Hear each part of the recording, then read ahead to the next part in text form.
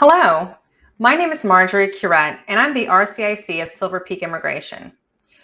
Lots of times people ask us, Marjorie, what's the best way to contact you? Well, we're really happy to have a very active Facebook page, and we do receive lots of messages. However, that's probably not the best way to contact us. We also have our contact page available on our website, so we're happy to receive messages that way as well. But probably what's going to help you the most is filling out our online questionnaire. Well, why is that? Well, that's because a lot of times we're not able to capture all the information necessary to really help you. By filling out the online questionnaire, we'll have a better idea in exactly how we can assist you. We do have consultations available if you choose to forego that option. However, the online questionnaire really helps people because the majority of people are really looking to see if they're eligible or not for Canada's most popular permanent residency programs. And that questionnaire can help assist us both in figuring out whether or not you're eligible. Now, for those who we contact and say, I'm sorry, you're currently not eligible, you have a few different options.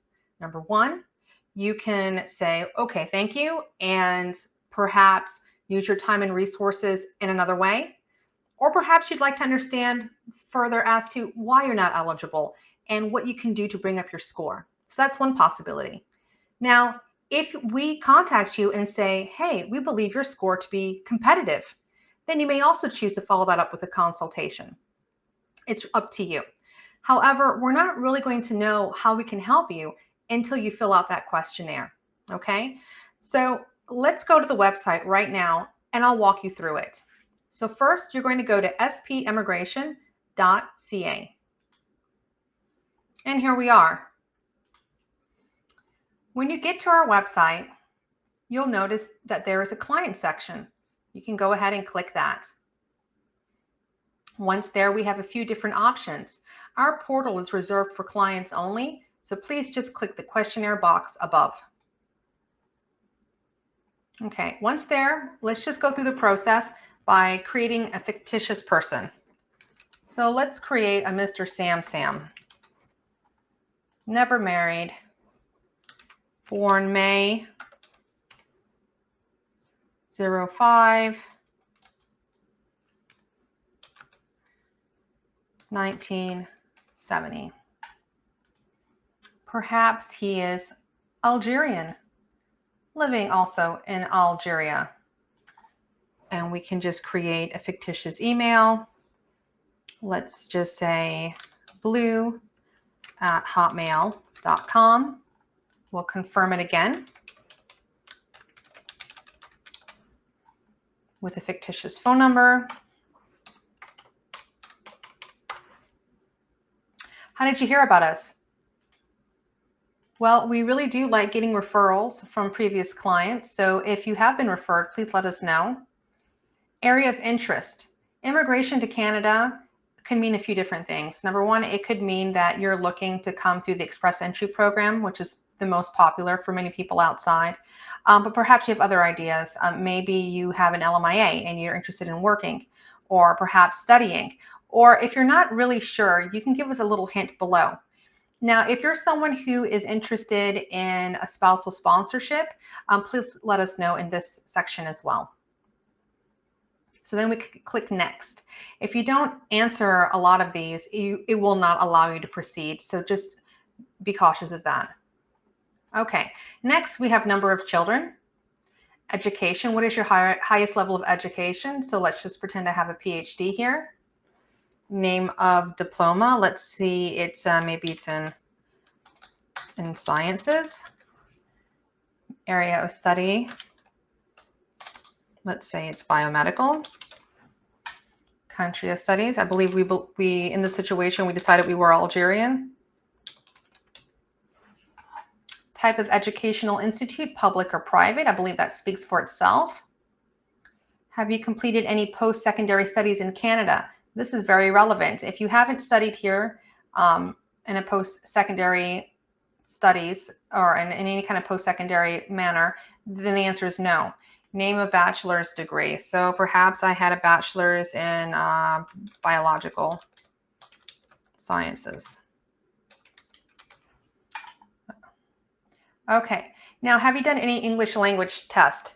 This section that is looking at language is very important. It's going to be almost impossible for us to be able to assist you until you've taken those language exams.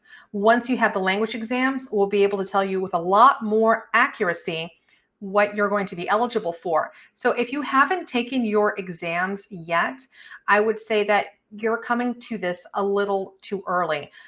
Please invest in yourself, invest in your English or your French, invest in taking up practice tests, get your scores, and then come back to us. So let's say that I took the CELPIP, which is what I recommend for those able to take it. And let's say that I scored fairly well. Okay, now your level in each speaking, reading, writing, and listening is important. Sometimes people get confused and they think that, having an overall score is the most important thing. It really isn't. They're looking for a minimum level in each category. So always try your best in each category of these English exams. Okay, have you done the TEF? This is the French exam. Okay. I have not. If you have, that's fantastic. If you're able to score in this area, Canada is always looking to increase the number of French-speaking people, especially in English-speaking areas of Canada. Work in Canada. Have you been in Canada as a temporary foreign worker? In this situation, let's say no. But if you have and you didn't have the right documents, do you need to let me know about that? Yeah, you do. You need to still let me know. It's our responsibility to take the information and convey it to immigration in the most truthful way, but also explaining the circumstances. Don't leave anything out, okay? This is really important. You want to make sure that you maintain your credibility as an applicant. Arranged employment, let's say no.